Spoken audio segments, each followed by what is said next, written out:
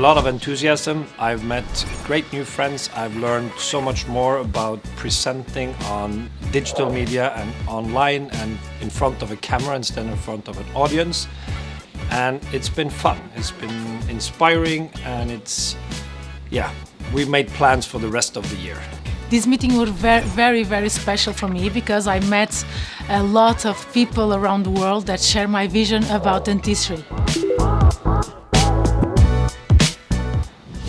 I have no idea, but I think the initiative, after staying here now for 2 days and learning to meet or meeting so many new friends and so many new colleagues, I see that the initiative is needed due to the reason that we need an arena to talk about these specific issues.